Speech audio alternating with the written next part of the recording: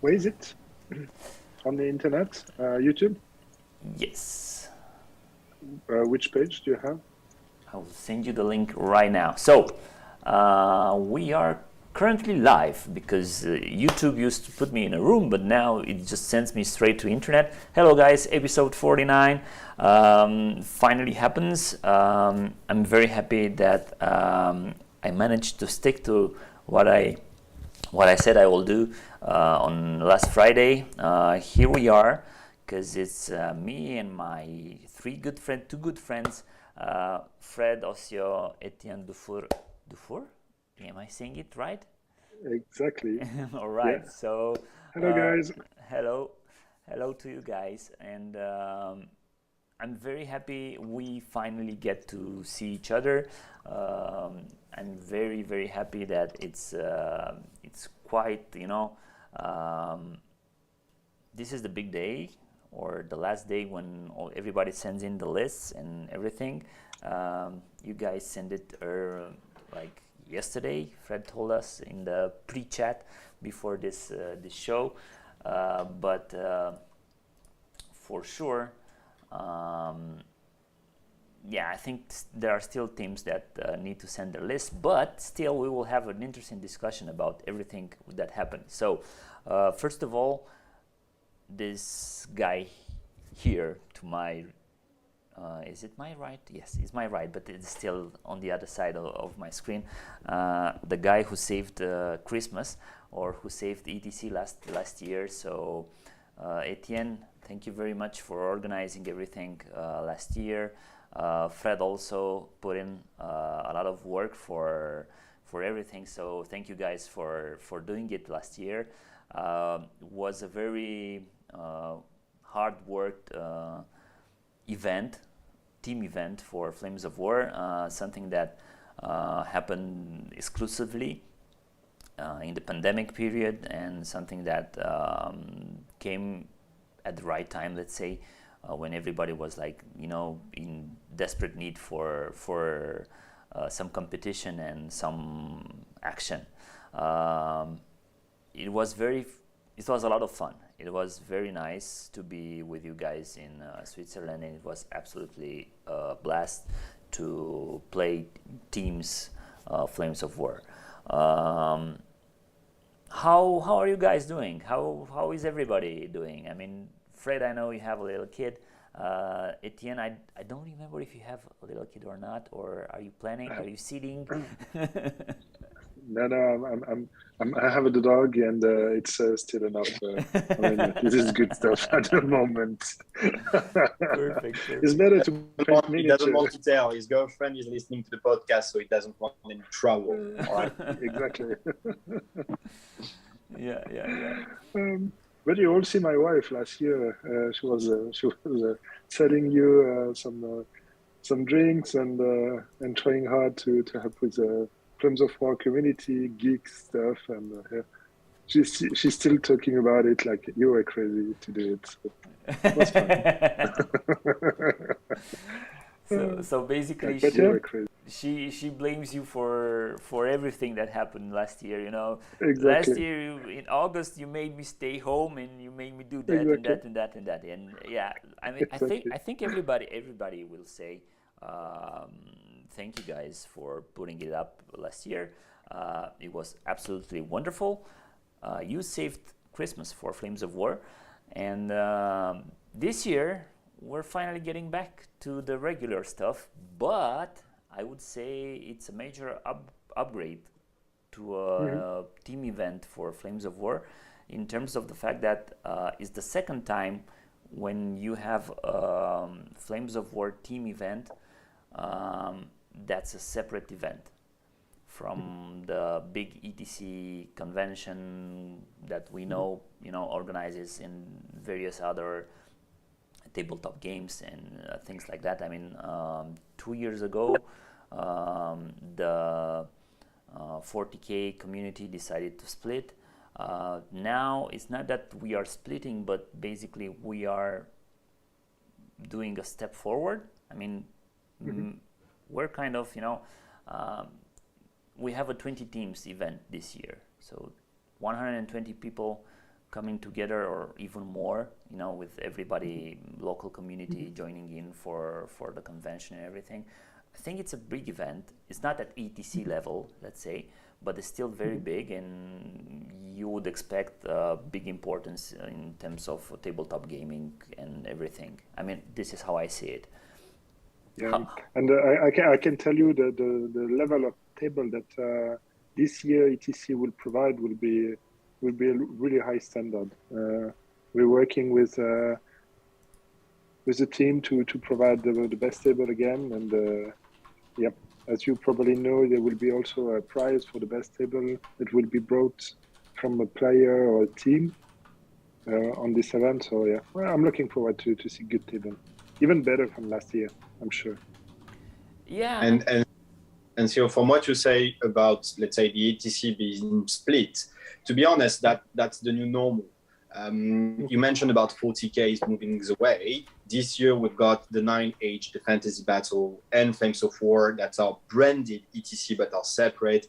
I know there are also games that have the ETC branding, like the Lord of the Ring, Middle Earth strategy battle game that's also ETC, which basically is the normal course of life. We all faced 2020 as a big problem for large community and large event. It's very complex to be agile when you are a big machine. This year, there was also a problem with players from the 9H and Flames of War not necessarily wanting to mix with each other, because Flames is notably far more consumer of terrains, which from 9H it's not an issue. Plus, there is this war things going on. So it's fair to state, in my opinion, that even though the ETC brands will be again in the future, all the events will be separated. It's fairly easier to organize when you've got 220, 200 persons gathering instead of thousands of people gathering.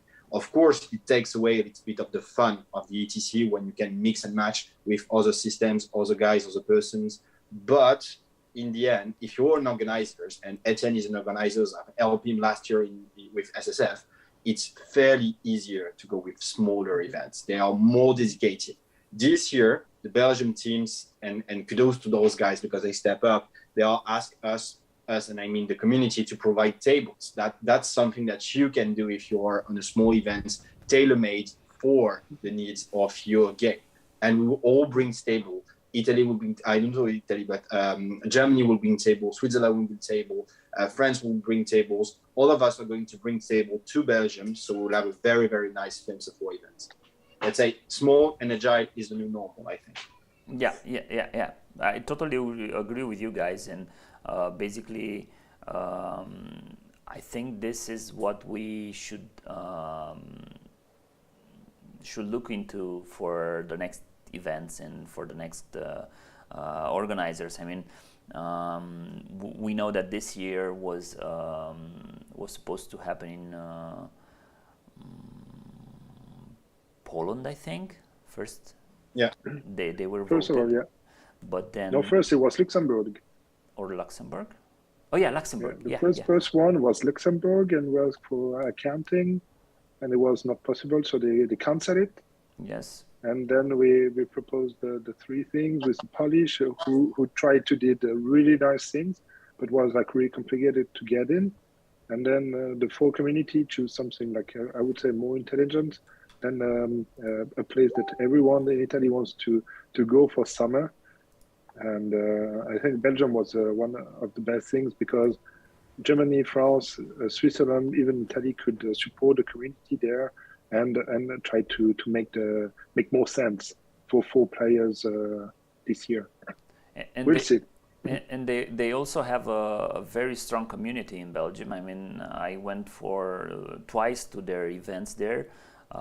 First, I think it was in 2019, the first Belgian GT. Now they're organizing the ETC there. Their ETC team is becoming stronger and stronger each year.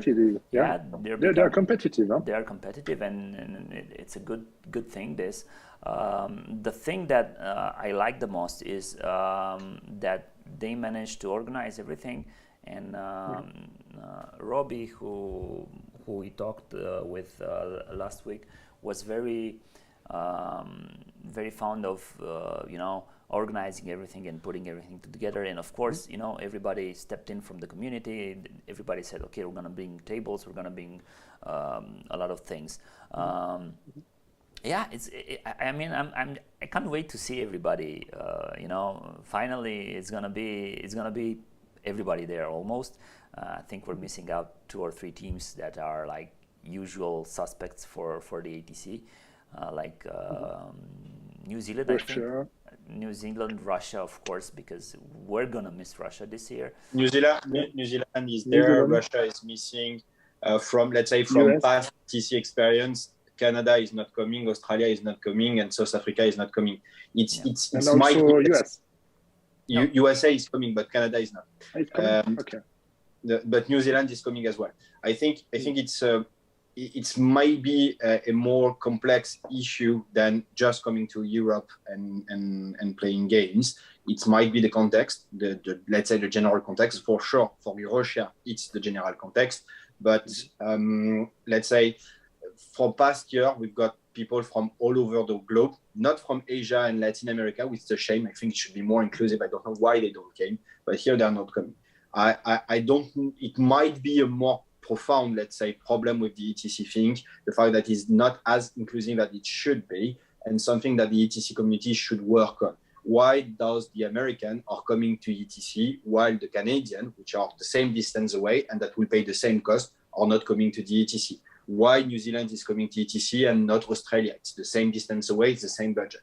So that might be some more deeper issue with the game, with, let's say, perhaps the 6 players limits. It's very complex for most teams currently to bring 6 players competing. You usually have a group of 3-4 persons that are motivated enough to go there, pay for the trip, and be motivated enough to train and do a good result. But it's sometimes hard to find 6 players. That was our case, to be honest, in France. We didn't get 6 players out of our community that were eager to come, to spend the budget, to spend times and training and make a result and be good guys coming. So this is why also we need to hire a very nice person who is Livio from Italy, who I'm absolutely, it's very nice that he's coming, but let's say it's a little bit a shame that Livio can't play for Italy and we didn't find a 6th player from France. Mm-hmm. That's what. Well, Livio is a good player, so basically you won yourself a good player in your team, so that's a plus for France. I myself know the fact that you guys prefer the 4 members teams, but if we're talking of an event of this scale, I think having 6 players, all right, I understand the fact that some communities might not have 6 players, willing to travel and everything. But for the game quality and for the quality of the competition, having 6 players is much better, and things can get, you need everybody to have some list or some kind of builds. Mm-hmm. For example, now when we talked about the lists, but for this year. Mm-hmm. It was the standard, 2 defense, 2 maneuver, 2 attack. And then, of course, I liked the fact that, for example, last year, because the defender playing defense is bad now, everybody was playing, 2 attacks, 1 maneuver, 1 defense, usually during the pairings. I agree with you from let's say, from a competition perspective. There are 2 things that you said. First, when we are 6, we can do 2 attack, 2 maneuver, 2 defense. While if we are 4, then it's mostly attack maneuver and not defense, because defense sucks currently. Yeah. We've got stats. It's basically 50% of the game are won by the attacker, but only 25% of the games are won by the defender. The 25% remaining are draw, meaning that if you are attacking, you have twice as much chances to win the game. And that is a very structural problem of Flames of War currently. It's too much favoring attack. The other thing that you said is about, let's say, diversity of the list. There are so many combinations available right now. There are like millions of combinations available right now. But there are very, very few things that are actually played from a competitive standpoint. We will see what's come out in the next days when the lists are published, but I can 100% guarantee that you will see the usual suspects and things that will never be played, or it will be played, but it won't be competitive enough. Who would play currently a formation based on heavy tanks that are not Churchill? Who is currently playing Tigers 2 formation, Jack Tigers formation, even Jack Panthers formation, IS2 formation? That's things, they do not happen in the competitive scene. It's something that is not good enough for how the game is right now, right? Exactly. Yeah, I agree with you, and this is a problem basically caused by version 4, not by anything else. But I'm looking forward to maybe some changes in the upcoming period, and maybe some changes in the way things look. I know they're trying to do some things, they're trying, for example, with mid-war, they're trying new lists and things like that. I haven't got the time. I've seen the announcement today that they're going to do Eastern Front again, second time for version 4. But Eastern Front is just like North Africa compilation. It's just a compilation. It doesn't change much the list per se. It will be perhaps the mid-war monster in, but that's it. The structural problem that the mid-war has is a pricing and point cost problem. You should not have, let's say, careful armored card, confident and careful armored card that worth less than an aggressive infantry team. It doesn't work. And basically, it's one of the issues that we will say from a different perspective, but that we will say this year at ETC, there will be lot of spam. And that's a key problem of the game right now. If you want to perform correctly, you just play attack and you spam. Because even though you won't win all of your game, there is possibly no way that you should lose those games unless the defender has a very, very specific plan and a game plan and it puts you uneasy.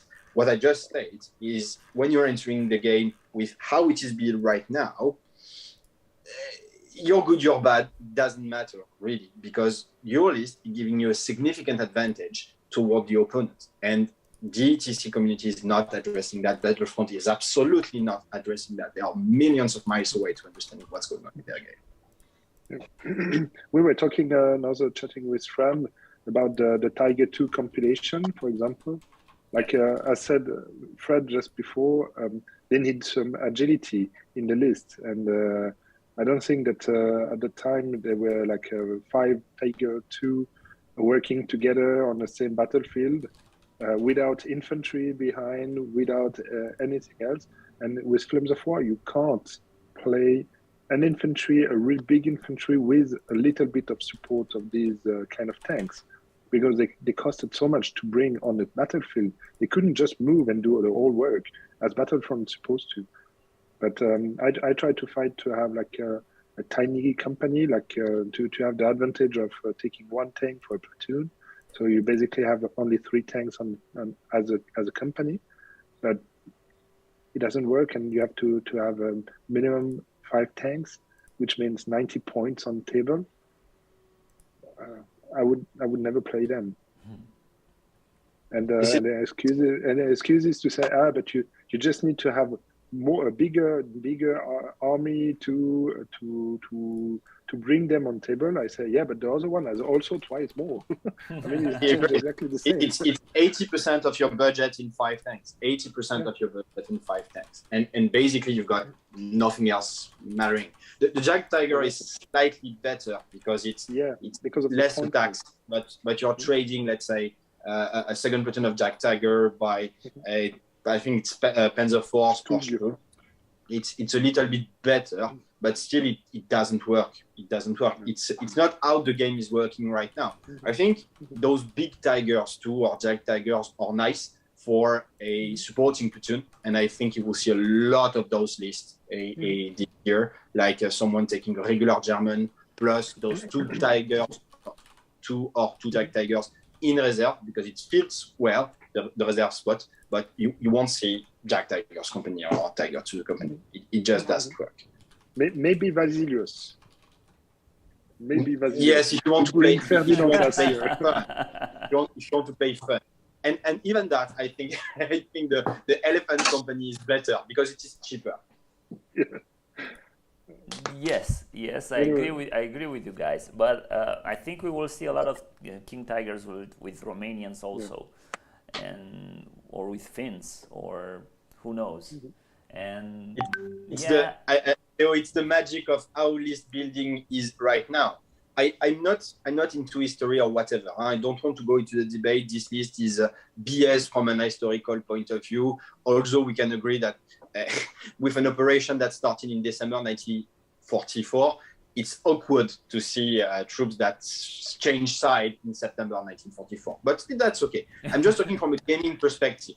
From a gaming perspective, once upon a time, when you selected, let's say, a front, you would more or less have constraints in your build. A certain equipment, unit, formation, nation was not available at this front time. If you go road A, you will have access to X benefit and Y flow. If you go road B, you will compensate the Y flow, but don't get all the X benefit and or as Z new flow. What I mean by that is it's all about decision. If I go Normandy, I've got this option. If I go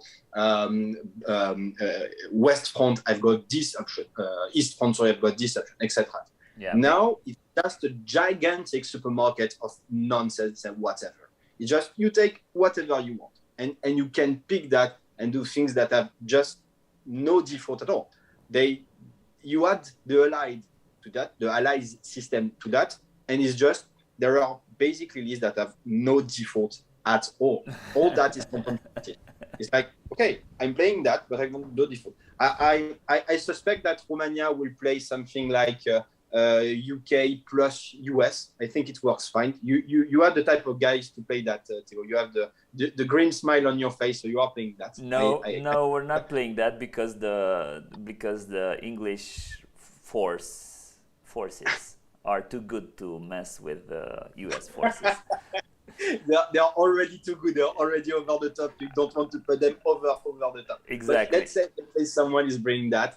It's just like, okay, I already got a formation, an army of force that is good, but it's even better. And it's just like that. Or I can take a crap army and then I can add some formation, unit, allies, and make it a stellar army. It does not feel right from a gaming perspective. I'm not talking historic. I'm just talking gaming perspective. What is, let's say, what is the fun and challenge to that? The challenge is to find the top combination. The challenge is to find the top combination and to see what is best for everything. I'm just gonna say hi to Patrick, hi to Panzerschule, hi to Robbie and everybody watching us. You guys, Fred, you said you already dropped in your lists. Etienne, did you drop in your lists? Yeah, I did. All right, so basically we also are on the process on doing that. After this live ends, I will probably send my captain the list I worked my head around, because I tried to squeeze everything out of it. You will be proud of me, Fred, because I'm just using US, so it's just US for me. It's kind of historical, but I take that as a challenge. And I think we will have a lot of fun at this ATC. I think it will be a little bit something else compared to, for example, what we had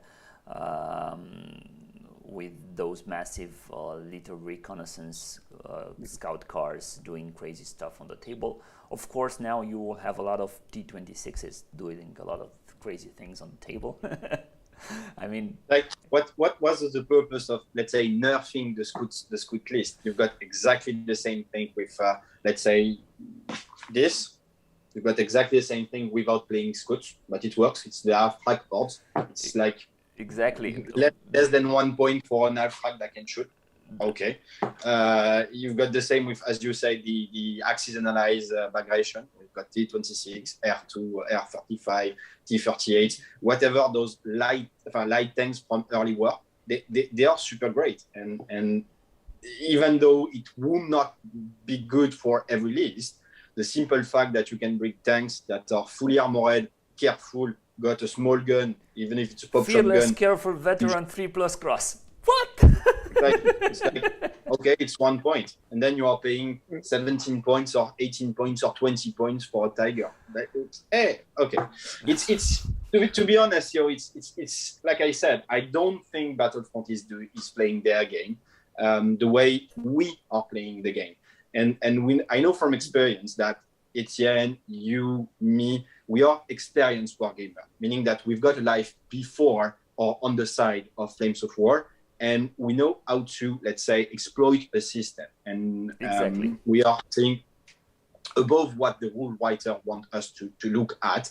When we see a big tank, first, we don't see it, it's good. It's how much does it cost and how will it cripple my budget?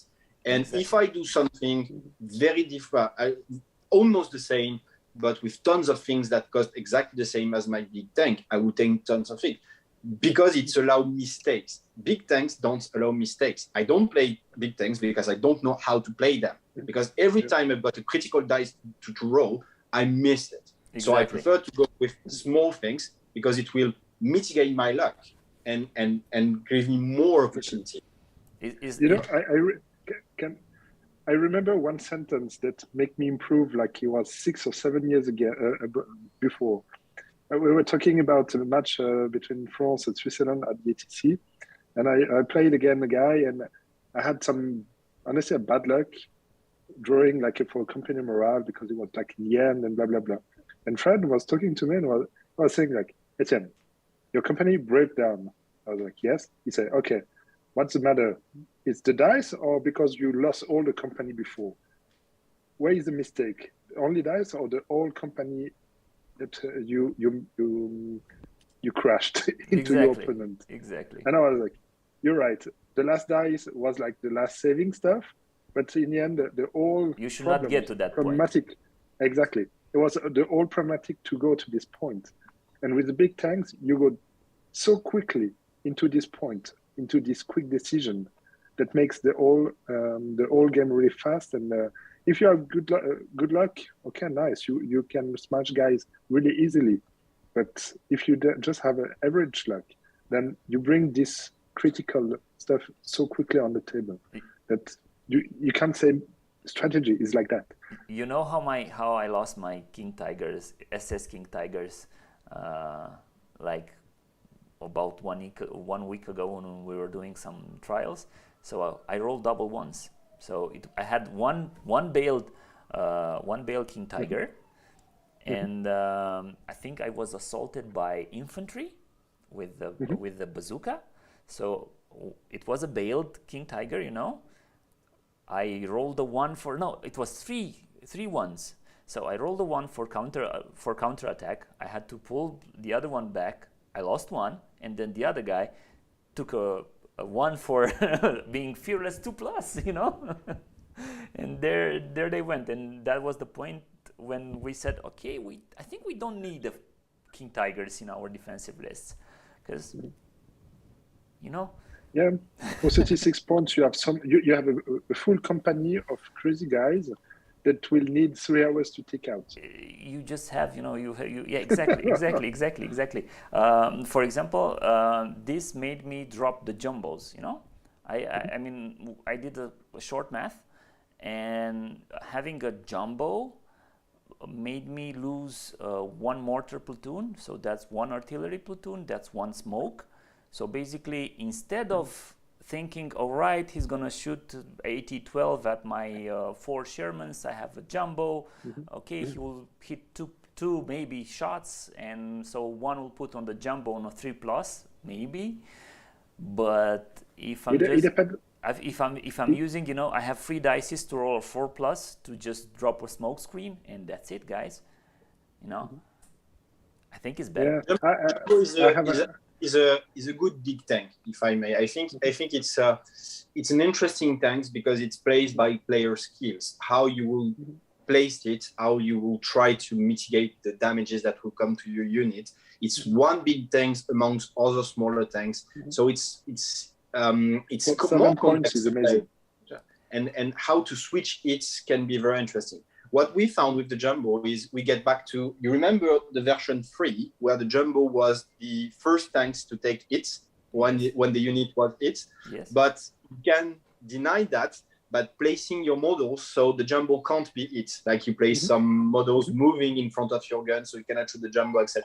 And we found that we get back to that tactics to tackle some jumbo. So I think they are still good. They are still a good unit, but it's mainly also because they are within the American that are so dominating the meta. I don't expect any teams that don't bring at least 2 Americans or 2 formation. We just have one UK formation, no? How? Why? You will see. You will see. I'm very curious to see it. I couldn't sleep last week, and I found another list. All right. That I bring on table for a friend who will play it. All right. I was like, let's try it against my list, and actually he smashed me.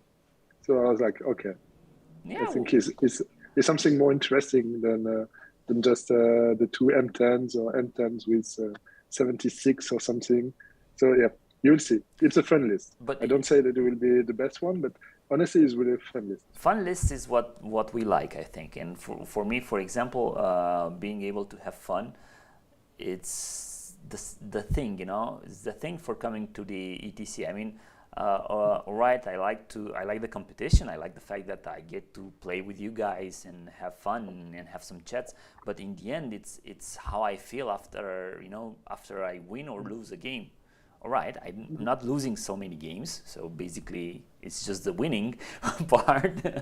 But yeah, I'm still losing 1 or 2 games per ETC. But in the end, if I had fun playing this, and if I say, all right, so I did my best and I got to that guy's, throat, and he just had some luck and he just won against me. All right, but if my list and I'm saying, okay, he killed absolutely everything I had, or things like this. For me, for example, it is very. It will be very challenging to play past turn 3, and this usually happens. My guys from here, from Romania, say you don't know how to play after turn 3, and usually if I play, 6 turns games, it usually ends in a draw or possibly me losing the game. But other than that, is just placing the units, placing how you place your units, and then how much smoke you have, and how much how much thrust your army has, and this is what I plan to do, and this is what I plan to play for the ATC. And I also play my favorite formation, and everybody knows what's my favorite formation probably. And yeah, we both agree on that because we both love them so much. exactly, and I think it's going to be fun. I think it's going to be something that we're gonna have a lot of fun doing that. It's a pity Russia is not coming, but still, I've been in touch with them, and the guys there are like, war is also war for them. Unfortunately, they're not willingly taking part to this ATC, because they would have loved to come and join us, because they're peaceful players, and peaceful folks, and everybody there would have liked to come. But then this is how it is, and I'm looking forward. I think it's going to be Robbie was like, guys, you are favorites in France and Poland and this and this and this, and I'm saying no. I think we have like the top 10, especially with the fact that we have 20 teams now. The top 10 teams are very closely matched from my perspective, and from what I've seen playing with everybody in Europe and playing with at SSF, for example. Denmark had a strong team. A lot of teams, Poland also strong team, as usual. And then we will have to see this year who's going to be the big favorite. And we will have to see how everybody plays their lists and see the final results in the end. Yeah. So you have any favorites? So you're not talking about your teams right now, because of course I will say Romania will win this year. But who else you think has chances for, let's say, top three this year? At the moment, it's really difficult because we haven't seen the lists. I had the chance to have some look on some countries after we sent the list. So when after we finished and we can share a bit. And have to say already that teams are coming with so different strategy, and I'm looking forward to see that. After the thing is, I know from Fred also that they play every week for a long period of time. So this is for me my favorite at the moment. We are coming with good team, but I expect the first half. So more than that, it's going to be hard. And yeah, as I told you before, the coming online, I couldn't play a lot, and the game I played the last month, I have to say that I didn't win any game. You know, this happened to me. This happened to me. I mean, until this month, I lost absolutely all the games I played until this month, and I'm not. You know, I moved office, as you guys can see. I have a white, background now, and I have a gaming room at my office, and I'm also working with one of my teammates. So imagine how work goes. But basically, what happens is I've been playing like once a week. We're doing a test game. We're doing a test game and testing things out. And so from March, so from Belgium, I haven't won any games until this month. This month, I was finally able to win all the games I played. But until now, it was absolutely devastating. And two factors were there. The T26 formation, which is I hate it. Hopefully, I will not play against it. And then also the fact that I was testing a lot. So I was doing Romanians, I was doing U.S. infantry, I was doing U.S. defense, I was doing Germans, I was doing Romanians attack and things like this. I haven't yet tried some lists, but those are few. And yeah, I'm just wishing everybody good luck for this year. I'm expecting everybody to be on top of their game, and I think the version 4 is quite mature at this point. So basically, people will know rules, will know certain things. Of course, Phil also always with every book he puts in, he likes to put some extra rules that will scratch your head, and you will say like, and how are you going to do this? Like, for example, the discussion we had last night about Shermans, do they have a fuel trail or not? How are you going to put them on the table? What's going to happen, and things like this. For example, for my Sherman platoon, I can use about 4 cards on that Sherman platoon to do different things, upgrade, up armored thing, high velocity things, and all those crazy things. I mean, you just have one upgrade card and then different builds, and it's mental at this point. I mean, my captain is like, when I'm sending him lists and I'm asking for his opinion, he's like, I'm gonna puke if you send me one more list. I mean, you have like 10 command cards. What's with that? I have to read everything, and he doesn't play Americans, and he doesn't like them. So yeah. But Dan is a very, very fun guy, and he's a little bit tired by me, I think, sometimes, because I stress him quite a lot. But he's a very strong guy, and you ask Etienne about who he will think will be on the podium. What is your pronostic? Who do you think will be on 1, 2, 3? So I'm taking Romania apart, but I'm talking about top teams that will probably finish here. I'm expecting France to be there. I'm expecting Poland to be there, and I'm expecting Denmark. If Christian would be here, he would say Denmark, Yeah, and Denmark. Yeah, but Denmark, they have a lot of experience this year. Huh? Denmark, exactly. They have a very strong strategy, let's say, Hmm. and these are kind of the teams that we expect to encounter and to have issues with. Um, US as well. USA, if they bring on a sixth player, they usually went much better than last year at the SSF, and I expect them to be quite good. New Zealand, why not? You know, um, yeah, we will have to see. I mean, also Belgium is going to be tough. Finland is going to be tough. Iceland, who they've played a lot of games. UK, you can. I mean, UK. It's always been a top five team, and probably will be also. Last year, I think they didn't came to SSF, right? Yeah, because of the COVID. That's good. Exactly, exactly. Yeah. So I expect them to be there also. Mhm. Ge- Germany as well. It could be also something interesting. Germany also. They have quality players. Germany also. The thing with Germany is that they have too many players in their player base, and Mhm.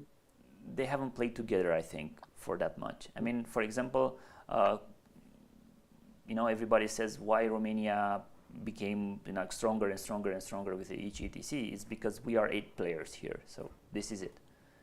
And when you have just 8 players, everybody knows each one's weakness. And so my team captain knows that if he's gonna pair me against a list with 60 bases of infantry, I will lose because I can't play up past turn 3 because this is who I am. I'm like, here's my deploy, and Russian. then next Uh, is everything. I think Theo, that's something that you said is very right. Is basically it's a team event, and also I stand by what all I said about how crappy list building is currently in version 4, how imbalanced it is. It still remains a game of men and women facing each other, right? It's a game of players. So Mhm. as dirty a list can be, it's still something that is made by someone. And if he's a good player, if she is a good player, they will play correctly. They might not win in all day. They will face, let's say, a glass ceiling over their head under certain deals or certain scenario, but they have a chance to make something out of it. The strategy that we've used this year is I think it's going to put you and other guys a little bit on the wrong foot because you will see it's awkward the decision that we've made in our meta game in our roster. We basically gather all together and state, okay, we win this shit last year. It was good. It was fun. This year we come back just for fun. We bring 2 new players to the team, so we feel it will be good to give them what we get last year, the feelings of winning. But we will play, let's say, casual and friendly. To us, it's just those 3 days, or just like club day. It's just we come and enjoy some fun. So instead of going through with the best list of the meta, and we know what they are, we basically ask the guy, what do you want to play? How do you feel that you're going to play? In the end, we end up with some powerful list because it's okay. It's how it works. But most of our lists are of some kind of feeling of awkward. And there is one more thing that you need to consider in our meta is the fact that, as you know, I'm a playtester for Battlefront. Okay, so I've got an insight of what is coming after. And by after, I mean new books, I mean the lesson from the front, etc., etc. Unfortunately, we didn't get the lesson from the front on time, but it will come, I'll say. And there is big change to how builds are made currently.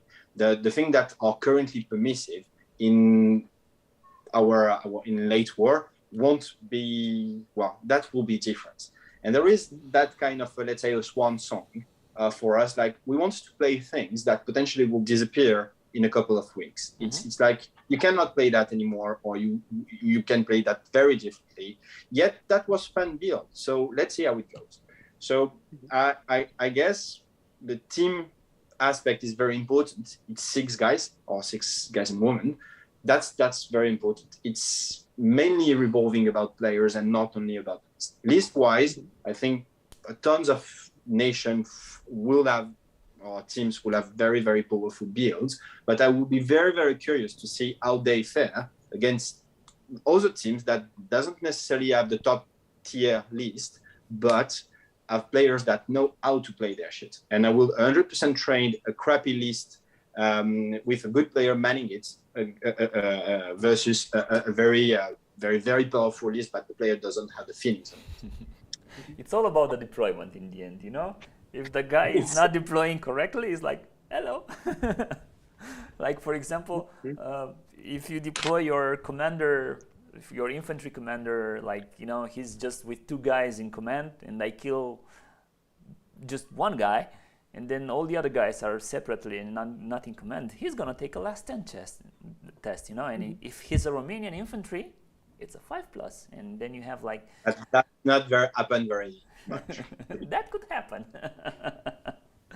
Those are sneaky things, and sneaky things have to happen because in the end, this is the event that brings together all the top players in the world, and I think the differences will be exactly as you said in the fact that if a player knows how to play a list, I mean, two years ago, or the last... There is one thing that is for sure, and I'm betting all my money on Poland being on podium. Can you even recall, you guys, a single ETC or SSF where Poland was not on the podium? Those guys are amazing. Yeah, exactly. They are amazing. And Mikhail is a very strong captain. I think he's also the team captain for this year. Fine. The guys are nice. I forget about what I don't know if you were there, Theo, but Etienne and I were there. Let's say the Prague incident that was unfortunate for the previous Poland team. But I mean, those guys were on top for years. They changed all the team, and all the team now is new, and they are still very good guys, and they are quite nice guys to play with and against. So we take a look at a lot of inspiration from Team Poland this year. Good to know. Good to know. One thing also that we didn't talk about, and for me that I take in consideration, and I know that we don't take in consideration enough, is the terrain. If you're playing like old style ETC, sorry guys for Croatia, I like the event, but still, when we need to go to IKEA and buy all the stuff to make fields, it changed the meta. brings in memories. and with this, if today Robbie would have said, Etienne, we're gonna play on desert tables like mid-war North Africa, I would have bring it officially, and I say it properly, I would have bring only Churchill, Königstiger or Jagdtiger with something like that, because I knew that I would have a lot of field of vision, and I would have put some infantry to cover the ass, and I would be really happy. But this year, I hope that we'll not have desert tables, and it changed completely the things, because you can add on every corner, you can change the vision. So again, America, it brings the US list again in front of every other list, because they have the stabilizer, which can make the maneuver really easy to bring on the side and to have a cover and from other units that could show on it. And this is something that I will really look forward and will make the 5 or the 6 first team good or not. Because if we arrived on a desert table, I can say already, I can't win again. True. Exactly. Even if I have maybe 4 or 5 smoke on the table, I have maybe also 4 at least. All right. Yeah. So Rob is writing to me right now as we're speaking, because he's watching this live stream, and he's saying like terrain is gonna be great this year. So probably no. There's probably gonna be no problems with terrain and stuff like that. I don't know if he's saying that we're gonna have or not. So even the desert tables. So we're gonna have desert tables. Gonna have lots of terrain. So I'm bringing at least one desert table. At least will be one. But this for casual player is something really important to have and to have in mind, because the game changed completely from the 2 years ago ETC and last year SSF. It has changed the meta.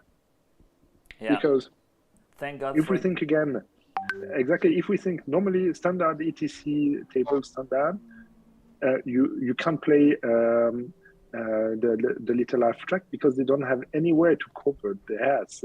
Exactly. So they are 8 on 4+ and you finish the game.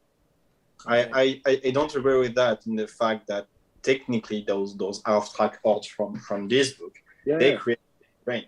They are so numerous. You can play like 80 half tracks and be within the boundaries of ETC list. You're playing 80 half tracks, and basically you don't have any terrain. You're playing on desert terrain. Okay, I'm crawling with a first line. You kill everything, then I've got cover.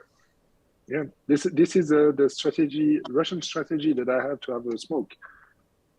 Yeah, you always need smoke, and you cannot never have too much smoke. I agree with you, and I'm looking forward to see how smoking will go.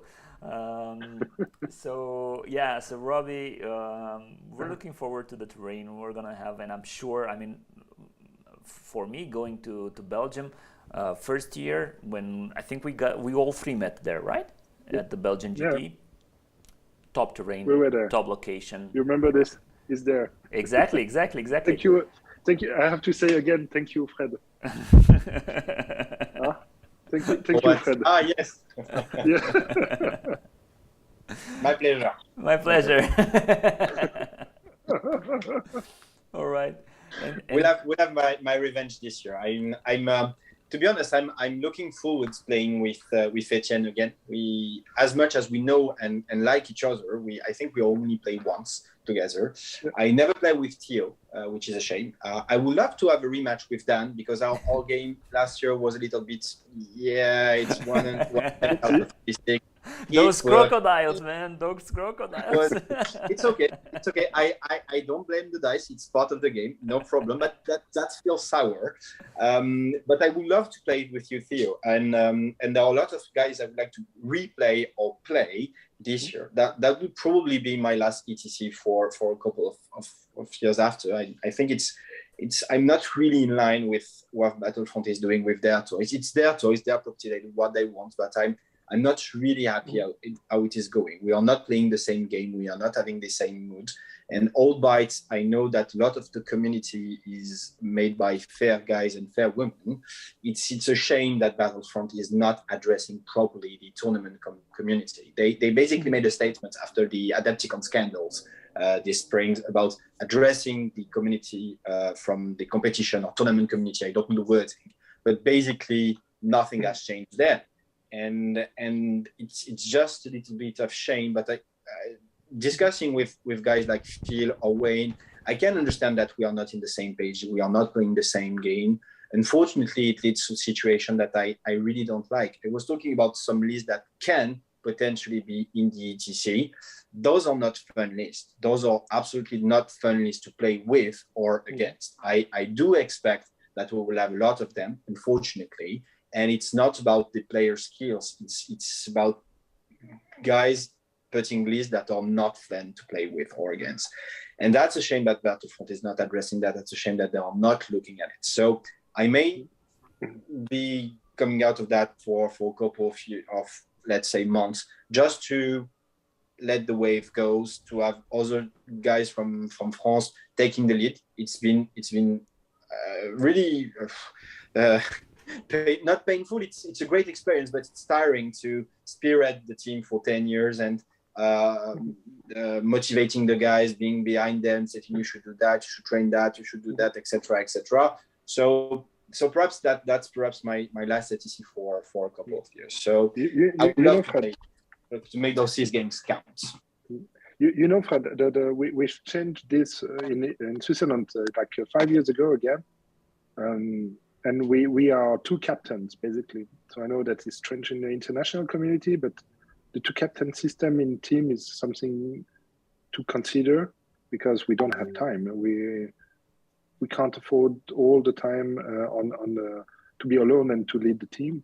And it's something that I really appreciate to work with Rega on ATC on everything, because I could in 2017 I couldn't afford the time to lead the team alone, and this is something to consider. And it's clear I have the same feeling about it. I get banned from the forum from Phil. No, yeah. I have to say, because I play like 50 games with Tiger 2 to just prove them that they were so wrong in everything, and they just banned me from the forum on this topic only. Yeah. And I'm like, come on, man! I'm smart. I don't say that. Yeah, I don't say that I'm one of the best, but still, at that time I knew what I was doing, and I tried to do something and to just improve. I don't care to have to say, oh, it was Duff that did that or something. I don't really care about that. It was just to say, I want to have something that can be played in any games, and I could have the choice between something more populous and this. And at the moment, I can't. And this is something that when I see Panther, Jagdtiger, Tiger company, Tiger 1 company, I just swap it. I build it in the system, but I don't play it because it's not possible to play it.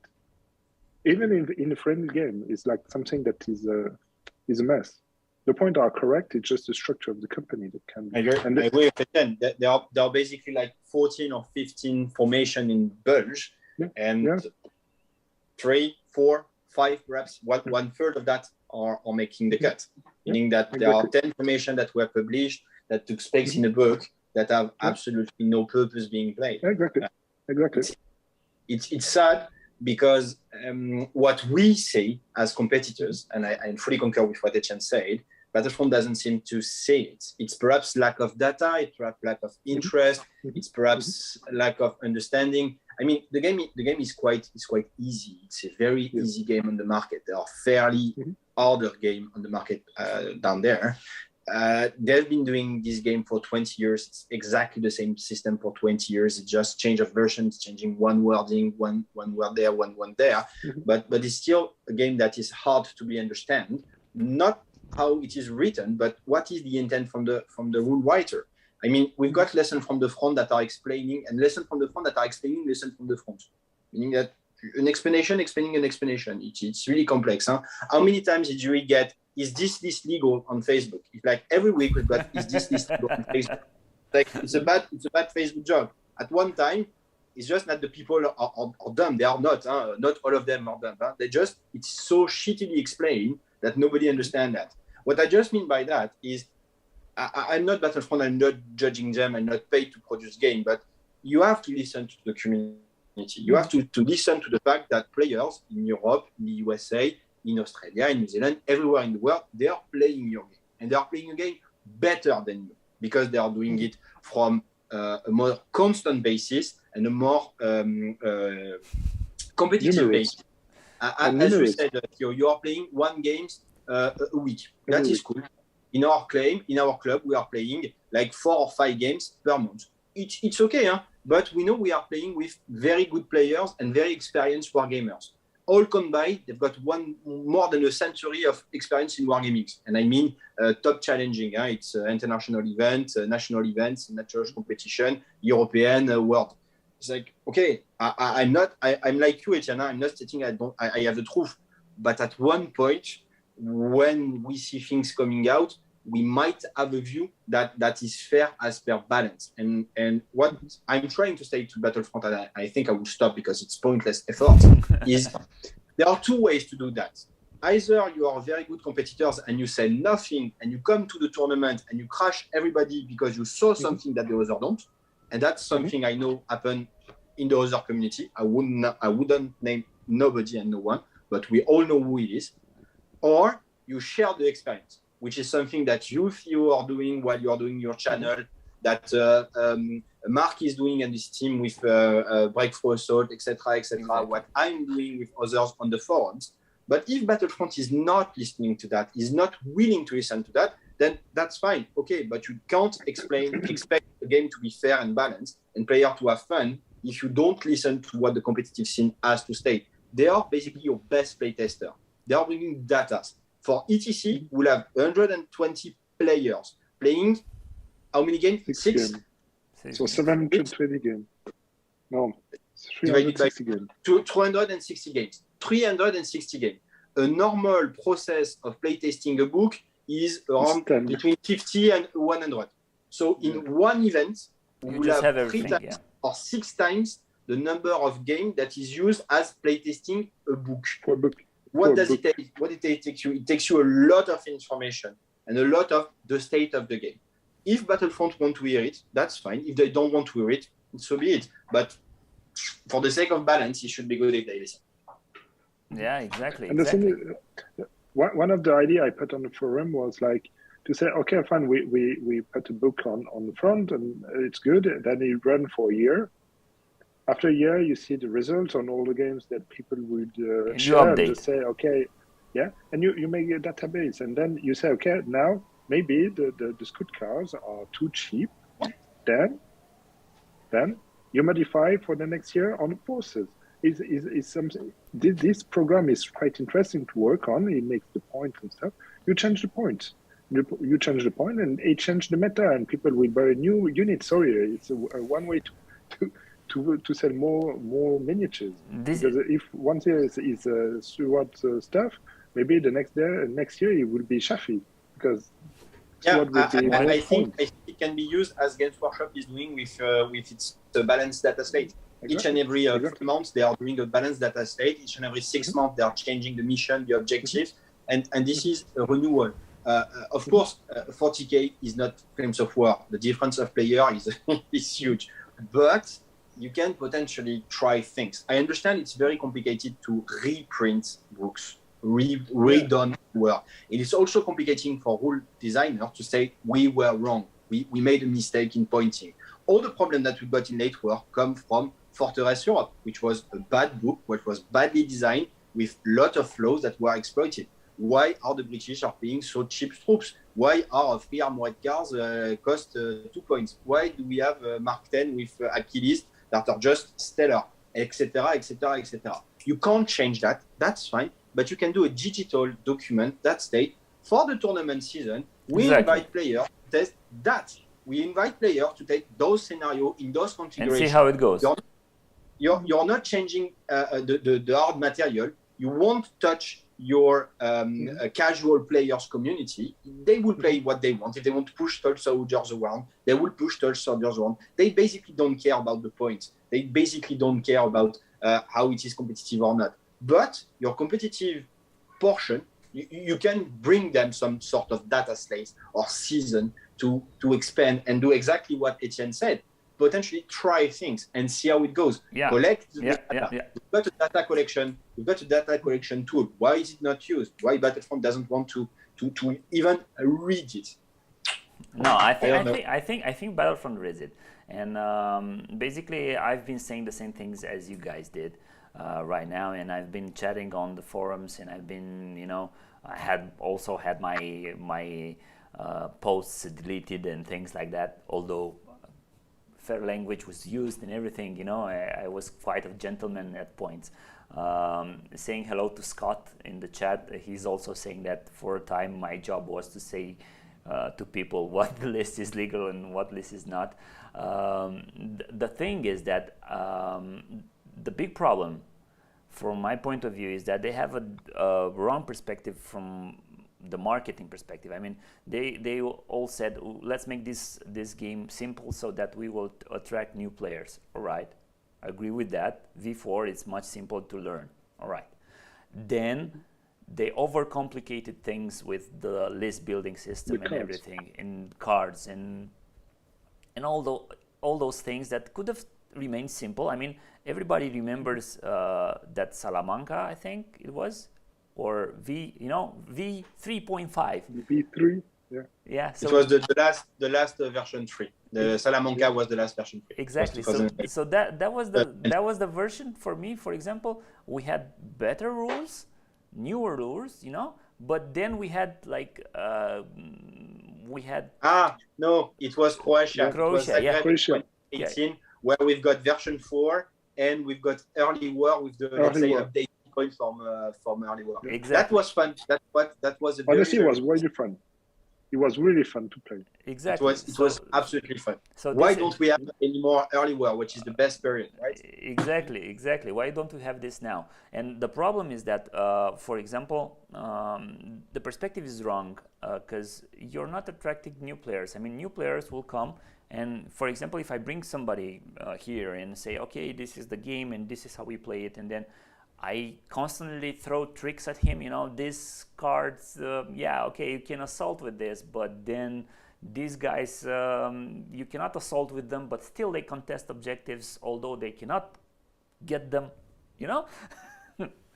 Think about the crocodile rules, I agree. I think the current image provided to new player is not great. We see it. To be honest, we are old faces, and I would like us to disappear and have younger players or other players coming in. But it's fairly hard for new players. As much as a veteran player can or needs to be fair and soft with new players,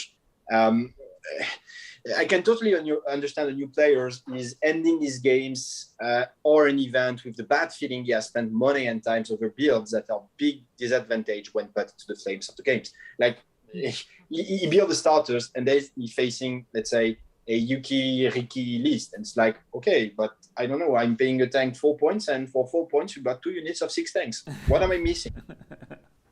Yeah. We had this challenge in Switzerland like 2 years ago because people were like, okay, we don't want to come to play because we know that we will face or you or Hagar or Rafael or Mauri, and then we know that we have lost before starting the game. And we've lost like 10 or 15 players in Switzerland just because of that. And I had to change, and I said, okay, now we will do twice events at the same time. So it didn't work, but I tried to. I said, you have the fun event. So you play 6 games without any pressure, without any points. You just come and play with other players that want just to move miniatures. Exactly. And then we have the event with the competition. We did that. It didn't work. Okay. Then I changed the things. I said, okay, we do a campaign. So we'll start a campaign. Campaigns, I think, are the right thing to get new people in. Exactly. But people are still stressed with the same things, and they don't want to make, they want to paint something just for this campaign. And I'm like, okay, I don't understand. You want to play or not? This is the main question. And I bring in, I try to do things, and I can't paint for you. I can lend you miniatures. I think I have enough. And yeah. And if we bring back to Battlefront, I mean, this year I just only bought like something like $300 or no $500 or euro on Battlefront, but it's still this, and I'm playing this for 15 years now, and I don't know how much money I have. I have to put the insurance on that because it's too much now.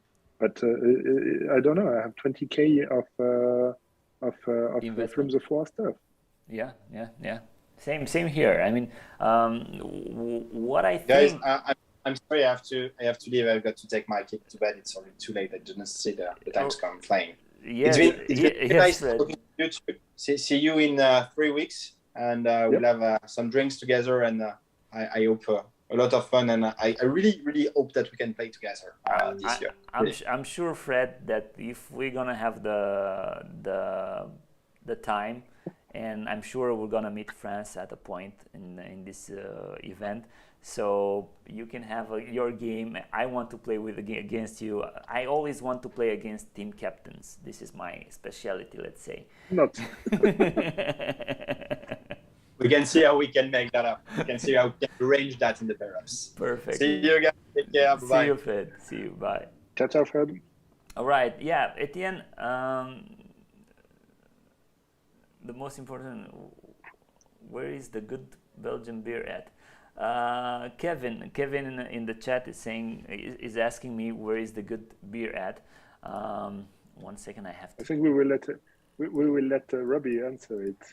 Exactly, Robbie must know the answer to that, and I know the Belgian beer. It's absolutely great, and the event will be very, very nice because I've been there. I've been Two to times Diepenbeck. already. Yes, and I've Yeah. been to Diepenbeck to the same location, and it's absolutely Uh-huh. wonderful. It's very nice. Oh, It's great. also something like you had a quiet place, with nature and everything around it. And also,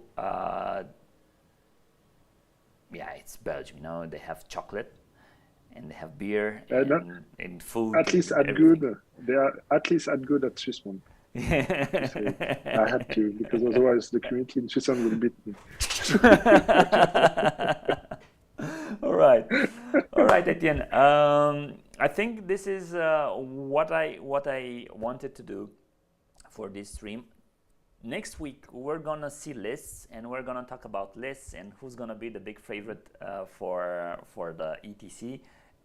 Taking into consideration the lists that will be presented, I have to finish mine, so I have like 10 more minutes to finish my list. It's already done, but I have to make it in the official way with the name and Okay. everything. And So, last question, if I may. yes, Which tank do you prefer to play this year? I'll tell you mine because maybe I will play it. Is Stewards. you know why great people get together? Because they like same It's a things. good beer. Exactly. Yeah. Everybody knows that I like to fare my stewards against everything. Like I was able to defeat KVs in mid war with stewards. So why not? Why not do it again in late war and defeat King Tigers with stewards? You can do that. We'll see. We'll see. We will see and see how it goes. So thank you very much, everybody. Thank you very much, Etienne. Thank you very much, Fred. And saying all the best to everybody watching us, Scott, Robbie, Patrick, all the friends, all the kids, everybody at school who's still a subscriber to this channel, everybody who's going to watch this, don't forget to subscribe, because we're going to have interesting things coming out this summer. I'm planning to do some live streaming from the event again. Hopefully this time things will work around much better. I have small cameras so I can bring with me on the airplane and everything, so things will be a little bit easier, although probably coming by car to Belgium will be an option also. Still, I like to travel, so basically it's not a problem for me. Etienne, thank you very much. Thank you very much to everybody, and looking to see you. Can't wait to have a beer with you and have a chat face to face, and play a game. Why not? we for sure will meet at the singles, because we forgot to say about the singles. Me and Etienne are under register for the 50-point singles, which I think it's a very, very nice system. And Etienne, did you play any 50 games, 50 points games? Never. Try them out. They are absolutely stellar. They're stellar. They're absolutely wonderful. And probably I'll be playing my Super Pershing there. Take care, guys. See you next time. Bye bye. Ciao, ciao.